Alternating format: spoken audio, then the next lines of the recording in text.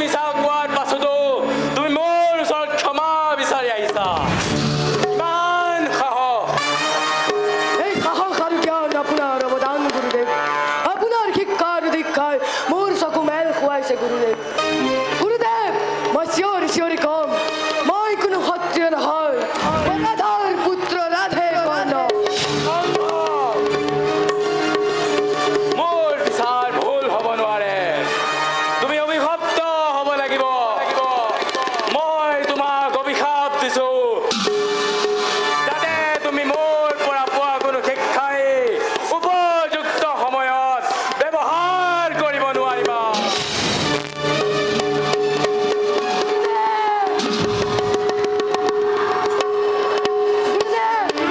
আপুনি মোক ইমান ডাঙৰ অভিশাপ কিয় দিলে গুৰুদেৱ? মই নাজানো মোৰ জন্ম বৃত্তান্ত। আচলতে মোৰ জন্মই অভিশপ্ত। সৰুৰে পৰা পোৱা অনাদৰৰ বাবে মই আপোনাক তাত শিক্ষা গ্ৰহণ কৰিছোঁ। কিন্তু কি পালো গুৰুদেৱ? মই আজি অভিশপ্ত হ'লো। আপোনাৰ পৰা লাভ কৰা জ্ঞানৰ দ্বাৰা জীয়াই থাকিবলৈ শিকিম গুৰুদেৱ। মোৰ জ্ঞানৰ দ্বাৰা তোমাক বিচাৰ কৰা নহ'ল কৰ্ণ। তথাপি এইখন মোৰ শিৱৰ বিজয়।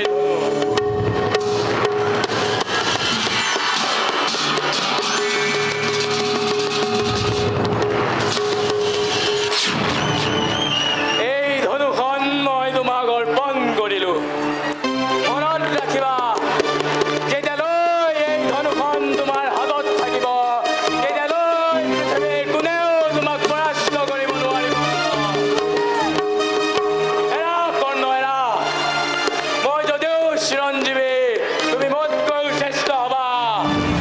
তোমাৰ দৰে বীৰ আৰু মহান যোদ্ধা এতিয়ালৈকে জন্ম হোৱা নাই, না ভৱিষ্যতে জন্ম হ'ব।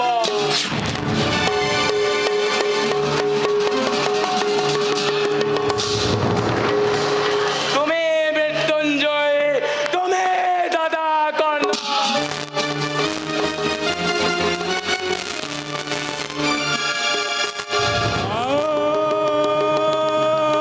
হৰি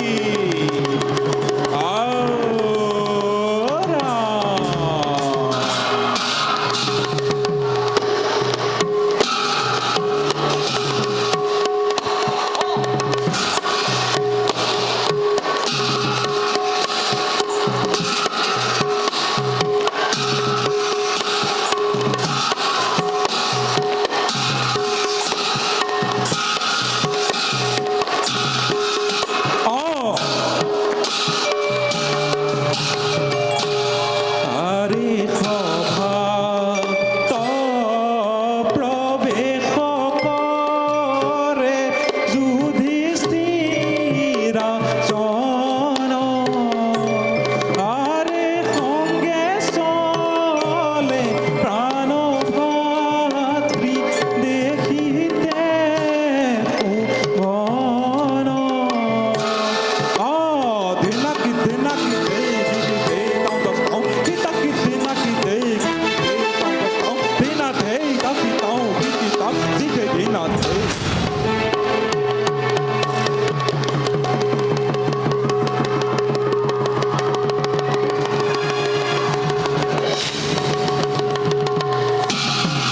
দাদা যুধিষ্ঠিৰ, মই হস্তিনাপুৰলৈ গৈ ৰাজসভাতে সকলোৰে আগত 5খন গাঁও বিচাৰিছোঁ। কিন্তু যুৱৰাজ দুৰ্যোধনে গাঁওটো বাদেই বেজীৰ আগটোৰ সমান মাটি দিবলৈও অমান্তি হ'ল। বাসুদেৱ, অহংকাৰী দুৰ্যোধনে আমাক বাৰু একো নিদিলে জানো, কিন্তু পিতামহ ভীষ্ম, গুৰুদেৱ দ্ৰোণ তেওঁলোকে আপোনাক একো নিদিলে। কি ক'ব দাদা যুধিষ্ঠিৰ? তেওঁলোকে কৌৰৱৰ চাউল খাই আজি পাণ্ডৱৰ গীত নেগায়। তেওঁলোক বৰ্তমান সকলো নিমাহ। কিন্তু মই নিবাৰে নাথাকো। যুদ্ধ লাগে, হয় মৰি যাম, নহয় মাৰি যাম।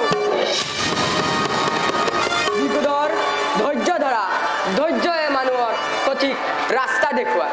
মোৰ ধৈৰ্যবান ছিগি গৈছে দাদা, আৰু কিমান ধৈৰ্য ধৰি মই সিহঁতক কুদাই নেৰো। মাটিটো তাই ঠিকে কৈছে দাদা। এই বাসুদেৱ, আপুনি কওক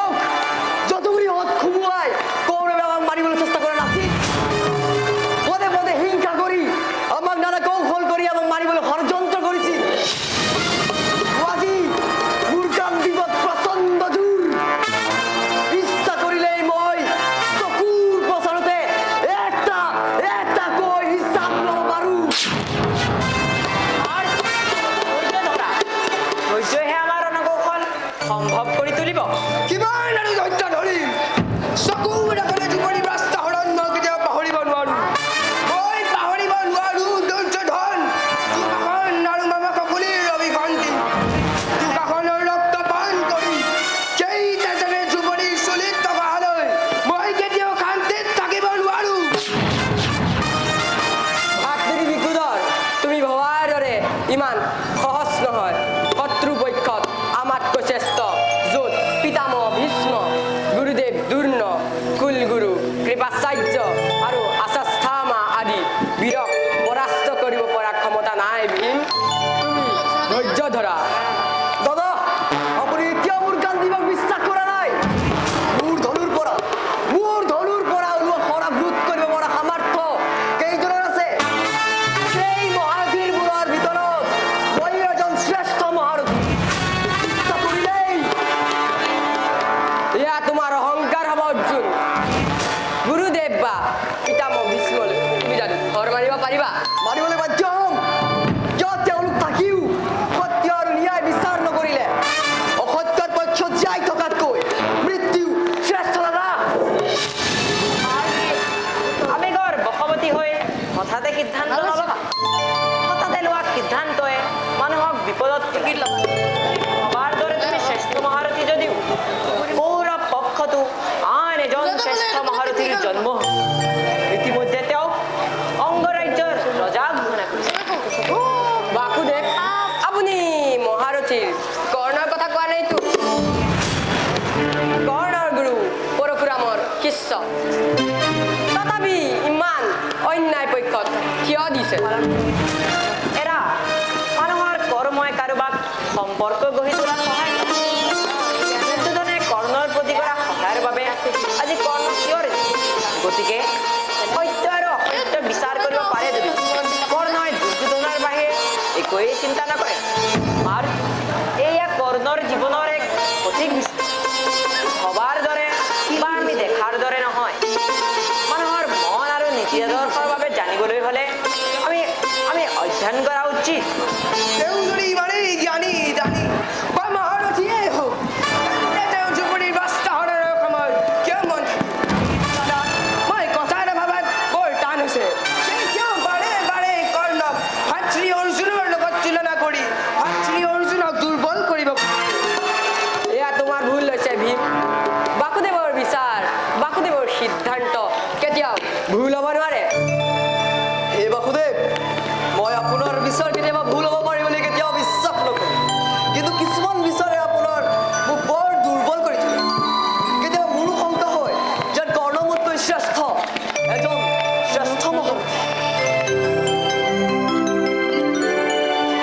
শংকা বা ভয় কাৰোবাৰ প্ৰতি থকাটো খুবেই প্ৰয়োজন কাৰণ শংকা বা ভয়েহে মানুহক নতুন পথৰ সন্ধান দিয়ে মই নুবুজিলোঁ বাসুদেৱ ভীষ্ম বা গুৰু দ্ৰোণক পৰাস্ত কৰাটো তেনেই হয় কাৰণ ভীষ্ম বা গুৰু দ্ৰোণই তুমি নিক্ষেপ কৰা শৰণ প্ৰত্যুত্তৰ নিদিয়ে কিন্তু কৰ্ণই তোমাৰ প্ৰতিডাল শৰৰ প্ৰত্যুত্তৰ দিব তেন্তে ময়ো প্ৰত্যুত্তৰ দিবলৈ সাজু থাকিম নোৱাৰিবা ৰণকৌশল সৃষ্টি নকৰিলে কৰ্ণক প্ৰতিৰোধ কৰাটো তোমাৰ বাবে সাধ্য নহয় এ বাসুদেৱ মই আপোনাৰ সৈতে একমত আপুনি আমাৰ বাবে বহুত কৰিছে আপুনি ৰণ কৌশল তৈয়াৰ কৰি আমাক শক্তিশালী কৰি তোলক যাতে আমি এই মহাযুদ্ধত জয় হ'ব পাৰোঁ মই যদি সৃষ্টি তেন্তে ময়েই মোৰ ৰণকৌশলত কাৰোবাৰ মৃত্যু হ'ব পাৰে কিন্তু সেই মৃত্যু এক মৃত্যুঞ্জয় ই মুক্তিৰ কাৰণ হ'ব পাৰে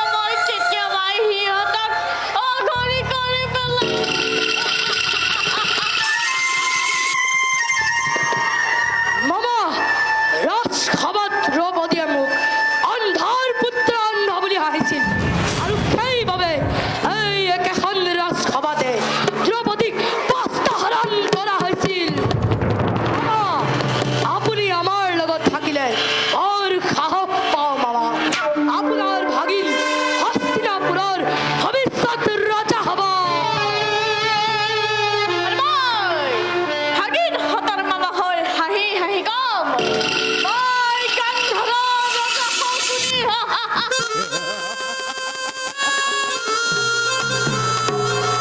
কিন্তু ভাগিন, তোমাৰ সহা কৰ্ণ এতিয়াও যেন ইমান মামা মইনো কি আৰু বেলেগ ধৰণে ভাবো মই যাৰ বাবে মোৰ জন্ম বৃত্তান্ত পাহৰি যাব পাৰিছো আৰে সুদপুত্ৰ বুলি ঘিণ কৰা কৰ্ণক আজি অংগৰাজ্যৰ ৰজাৰ সন্মান দিছে মোৰ জীৱনৰ এই পৰিৱৰ্তনে মোক নতুনকৈ জীয়াই থাকিবলৈ শিকাইছে আৰে মই আজি যাৰ বাবে স্থানত আছো তাক মই কোনদিনে পাহৰি যাব নোৱাৰিম বাছ ভাগিন, তোমাৰ সাহসৰ শলাগ লৈছো। এই মহাযুদ্ধ মোৰ বাবে খুবেই প্ৰয়োজন, কাৰণ ময়ো বিচাৰো প্ৰতিশোধৰ ওপৰত প্ৰতিশোধ। কিন্তু এই যুদ্ধৰ পৰিণতি কি হ'ব, তুমি কি ভাবা? মামা আপোনাৰ প্ৰশ্নবোৰ বৰ বেকা মামা আৰে মোৰ দৰে মানুহেও আপোনাৰ প্ৰশ্নৰ উত্তৰ দিবলৈ অসমৰ্থ কিন্তু এইটোৱেই সত্য যোগ্যজনেহে এই যুদ্ধৰ আধিপত্য পাব তেন্তে আমাৰ ভাগিন হতাই দিব যোগ্যতাৰ পৰিচয়, কাৰণ মোৰ ভাগিন হস্তিনাপুৰৰ ৰজা।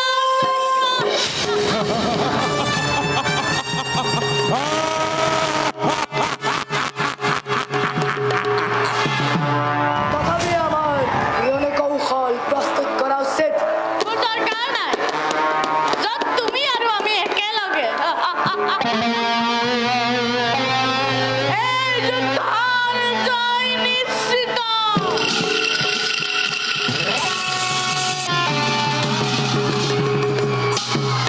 তথাপিও মামা যুদ্ধ আমাৰ নিশ্চয় ওচৰত। এনে সময়ত আমাৰ সেনাপতি কোন হ'ব, কোনে কেনেদৰে যুদ্ধ কৰিব আমাৰ ভাবা উচিত। দৰকাৰ নাই, এই এক মহাযুদ্ধ, এই এক ৰণাংগনৰ কুৰুক্ষেত্ৰ, আৰু মই এই যুদ্ধৰ এক মূল মন্ত্ৰ।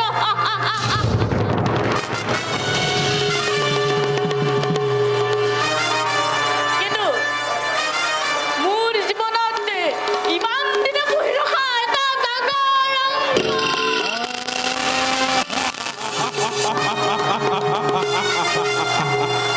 ময়ো ৰাধে কৰ্ণ মই জানো মানুহৰ জীৱনত ঘটি যোৱা সৰু সৰু অংশ ইয়াৰ সমাধানটো উলিয়াব নোৱাৰিলেও আৰে মই কিন্তু ভেদ কৰি উলিয়ামেই মই জানো কৰ্ণ সকলো দিব পাৰো সকলো লৈ যাবও পাৰো কাৰোবাৰ বাবে গোটেই জীৱনটো অভিশাপ্ত হ'ব মোৰ বন্ধুৰ বাবে সকলো ত্যাগ কৰিব পাৰো কাৰণ তুমি মোৰ অতি বিশ্বাসী বন্ধু সকলোৱে বিশ্বাসঘাতকতা কৰিব পাৰিলেও অন্ততঃ তুমি মোৰ বিশ্বাসঘাতকতা কৰিব নোৱাৰা মোৰ তোমাৰ ওপৰত বহুত বিশ্বাস আছে মোৰ প্ৰতিটো সন্মান আৰু মোৰ প্ৰতিটো বিশ্বাস আৰু আমাৰ একত্ৰিত শক্তি এই যুদ্ধৰ বাবে সৰ্বশক্তিমান মই কোনো কাৰণতে পাণ্ডৱক হস্তিনাপুৰত প্ৰৱেশ কৰিব নিদিওঁ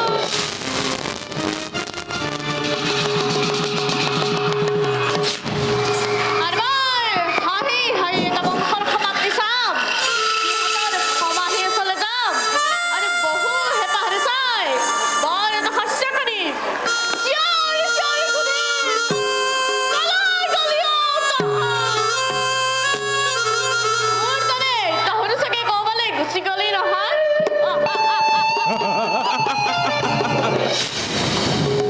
মামা ইমান উত্তেজিত নহবা, সন্মুখত আমি আৰু মহাৰথী কৰ্ণ, তুমি ভবাৰ দৰে আমি উচিত উত্তৰ দিম।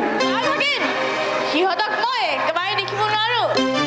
এই ভীম অৰ্জুন চালা সিহঁতে আপোনাৰ বিশ্বাস কৰবাত হেৰুৱাই যোৱা যেন লাগিছে মামা কিন্তু মই আপোনাক এটা কথা কওঁ যে মই জীয়াই থকালৈ আৰু মোৰ বিজয় কৰি থকালৈ আৰু মোৰ বিশ্বাস সঠিক থকালৈ কাকোৱে মোৰ সহায় নিদিবনৰ একো অকমান কৰিব নোৱাৰে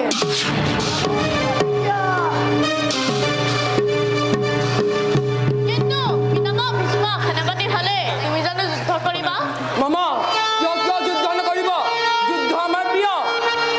মামাই ঠিকেই কৈছে দুষাখন পিতামহ সেনাপতি হলে মই যুদ্ধ কৰিব নোৱাৰিম পিতামহৰ ৰাজ্য জ্যেষ্ঠজনৰ ৰাজ্য পালন কৰা উচিত তথাপিও তুমি যুদ্ধ নিশ্চিত পিতামহসকলৈ কোনো সেনাৰ একো অনিষ্ট হ'ব নোৱাৰে তথাপি তুমি যুদ্ধ নকৰাকৈ থাকিবা কোনো কিন্তু নাই মই তোমাৰ সকলোবোৰ দিহা কৰিম যুদ্ধ ক্ষেত্ৰলৈ নাযাওঁ পিতামহ ভীষ্মই সুতপুত্ৰক যুদ্ধ কৰাটো নিবিচাৰে সকলো জানিও সদায় সমাজৰ আগত হীন বুলি পৰিচয় দিয়া কুণ্ঠাবোধ নগৰত তেওঁ এজন মহান হস্তিনাপুৰৰ প্ৰকৃত সত্য।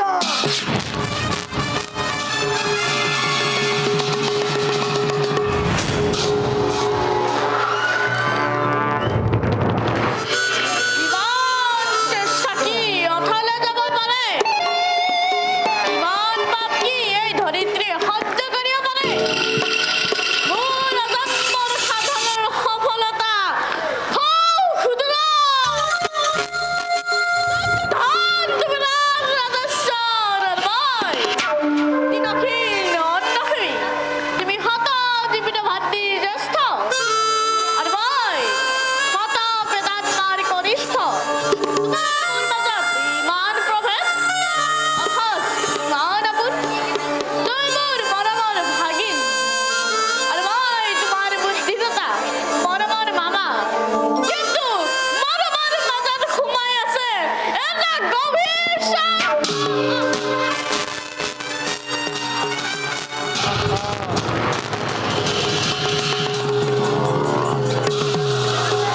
আপুনি এই মুহূৰ্তত মোৰ ওচৰত আহিছে। আৰে মই জানো, আৰে মইতো জানো আপুনি আপোনাৰ পুত্ৰ অৰ্জুনৰ জীৱন ৰক্ষাৰ বাবে আহিছে। স্বৰ্গৰ অধিপতি ইন্দ্ৰদেৱ, আপুনি মোৰ পৰা কি বিচাৰিছে কওক, মই দিবলৈ সাজু আছো। মই জানো কৰ্ণ, তুমি দাতা কৰ্ণ, মই তোমাক বিচাৰিলেই তুমি দিবা। জীৱনত কাকোৱে নিৰাশ কৰা নহয়, মই দিব পৰা সকলোবোৰ বস্তুকেই দিবলৈ প্ৰস্তুত। মই জানো আপুনি মোক এনে এটা বস্তু বিচাৰিব যাৰ বাবে মোৰ গোটেই জীৱনটোৱেই দুৰ্বল হৈ পৰিব, তথাপি মই দিবলৈ সাজু আছো। মই তোমাৰ কৱচ কুণ্ডল বিচাৰো।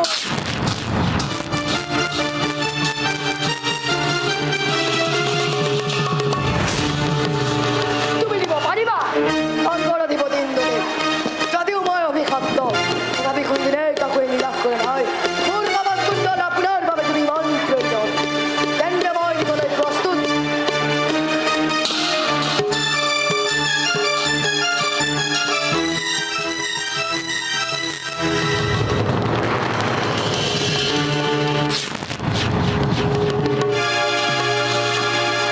তুমি তোমাৰ জীৱনৰ এক বহুমূলীয়া বস্তুটো দান কৰিছা, গতিকে তাৰ বিনিময়ত তুমি যি বিচৰা মই তাকেই দিব প্ৰস্তুত। যদিও কৰ্ণ সুতপুত্ৰ, তথাপি কোনদিনেই বিনিময়ত একো দান গ্ৰহণ কৰে নাই। মোৰ কৱচ কুণ্ডলৰ বিনিময়ত মই আপোনাৰ পৰা একো নিবিচাৰো। তোমাক বিনিময়ত একো নিদিলে মোৰ বৰ পাপ হ'ব, গতিকে মই তোমাক এক অমুক্ত শক্তি দান কৰিম। তুমি যাৰ নাম লৈ প্ৰয়োগ কৰিবা তাৰ মৃত্যু নিশ্চিত।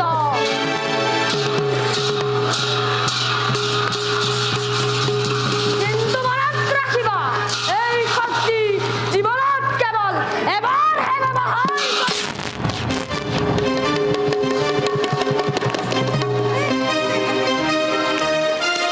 তুমি চাগে আনন্দত বৰ মতলীয়া হৈছা নহয় অৰ্জুন। যে আজি তোমাৰ সমপক্ষ জন্দিৰৰ আধা শক্তি বিলুপ্ত হৈ গৈছে। কিন্তু মনত ৰাখিব, মোৰ গুৰুবাৰ খুৰাম ৰাখি আৰু বিজয় ধুন্দকালৈ মোক পৰাস্ত কৰা কথা মনলৈ নানিব। মই দুখ পাইছো আজি, কাৰণ মই এজন কৱচবিহীন কৰ্ণৰ লগত যুদ্ধ কৰিব লাগিব। আচলতে মই সেই কৱচ কুণ্ডলধাৰী কৰ্ণৰ লগতে যুদ্ধ কৰাৰ মন আছিল।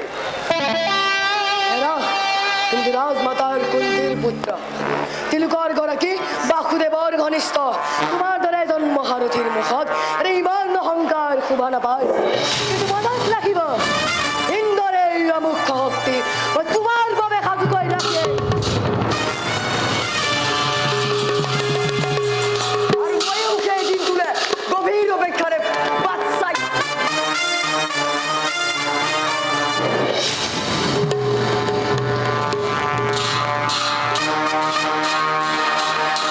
ইমান গভীৰ নিশা হস্তিনাপুৰৰ ৰাজ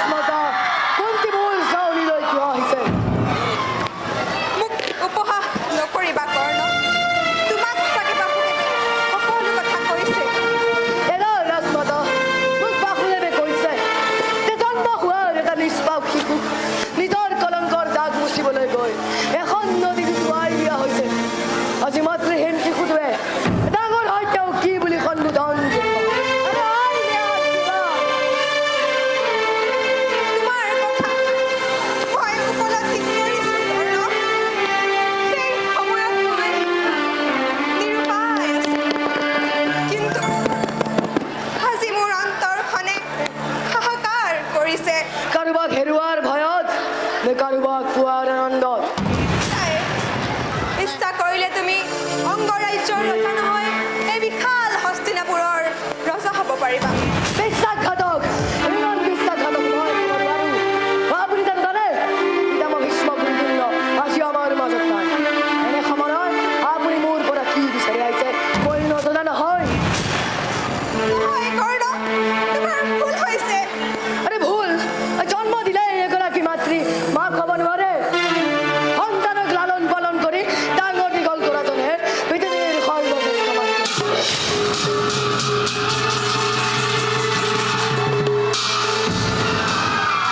কৰ্ণ, তুমি কি কথা কৈছা এইবোৰ? মই তোমাৰ জন্মদাত্ৰী মাতৃ।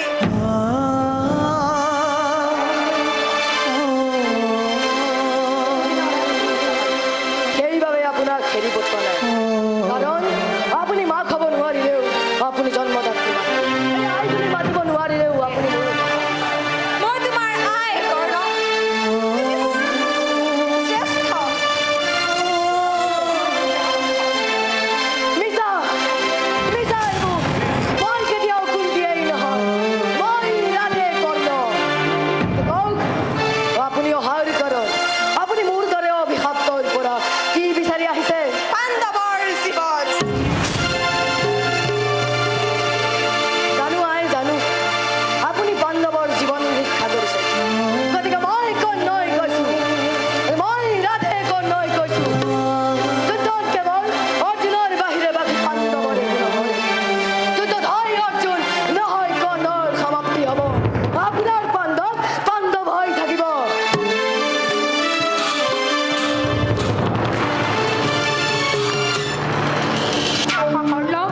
মোৰ শেষ সম্বল তুমি, কিন্তু আজিৰ যুদ্ধত তুমি অৰ্জুনৰ বাহিৰে কাকোৱে আক্ৰমণ কৰা নাই কিয়? মোৰ লক্ষ্য আৰু উদ্দেশ্য কেৱল অৰ্জুন, বাকী পাণ্ডৱ মোৰ লক্ষ্য নহয়। এইবোৰ তুমি কি কৈছা? মোৰ তোমাৰ ওপৰত বহুত বিশ্বাস আছে। হেল্ল', মই কাৰোৱে বিশ্বাসঘাতক হ'ব নোৱাৰো। তোমাৰ প্ৰতি থকা অটল বিশ্বাসৰ বাবে মই কৰ্ণ আজি জীয়াই আছো। তথাপিও যে ক'ৰবাত কিবা অঘটন ঘটিছে। চৌদিশে মই পেটত মাৰ কিৰিলি শুনিছো। মোৰ এনে লাগিছে যেন মোক কোনোবাই মাতিছে। আৰে মই দুৰ্যোধন। মোৰ শেষ বিন্দু তেজ থকালৈ মই যুদ্ধ কৰি যাম। কেৱল তুমি মোৰ কাষত থাকিলে হ'ল। হেল্ল', মোৰ চিন্তা মোৰ। মই থকালৈ তোমাৰ একো হ'ব নোৱাৰে। তথাপি মনটোৱে বৰ হাতান কৰিছে। বাসুদেৱ শ্ৰীকৃষ্ণই নতুন জাল ৰচনা নাই কৰাটো। আৰে যিমানে জাল ৰচনা নকৰক কিয় মই এই জাল পালিমে।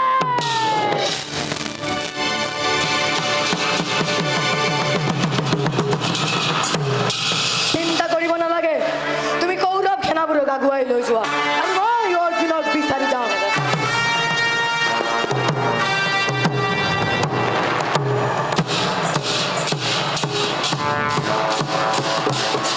বাসুদেৱ আজি সুত পুত্ৰই যুদ্ধলৈ আমন্ত্ৰণ কৰিছে।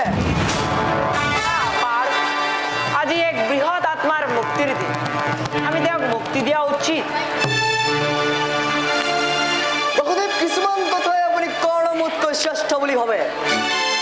মোৰ এপাত খৰত 12 হাত পিছুৱাই যোৱা কৰ্ণই মোৰ ৰথক মাত্ৰ 3 হাত পিছুৱাব পাৰিছে। তথাপিও নহয় পাৰ, এয়া তোমাৰ ভুল ধাৰণা। তুমি জানানে তোমাৰ ৰথৰ সাৰথি কোন? তোমাৰ ৰথত সৰ্বশক্তিমান পৱন পুত্ৰ হনুমান বিৰাজ। এনে স্থলত তুমি 3 হাত পিছুৱাই যোৱা মানে বহু দূৰ পিছুৱাই যোৱা। গতিকে তুমি আক্ৰমণ কৰা। ৰবা অৰ্জুন, মোৰ ৰথৰ চকা মাটিত সোমাইছে। এজন ক্ষত্ৰিয়বোৰে নিৰস্ত লোকক আক্ৰমণ নকৰে।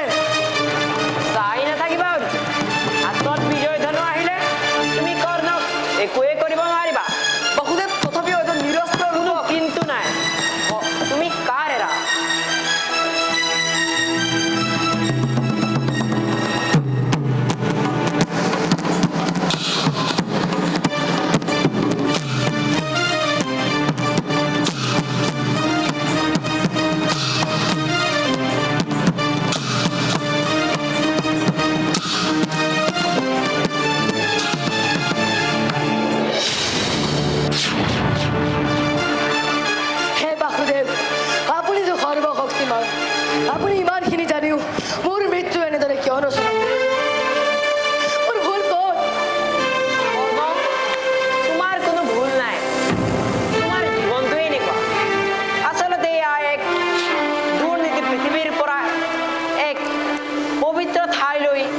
নিমন্ত্ৰণহে জনোৱা কোনো কিন্তু নাই। কৰ্ণ, তুমি যোৱাগৈ, এয়ে তোমাৰ মুক্তিহে।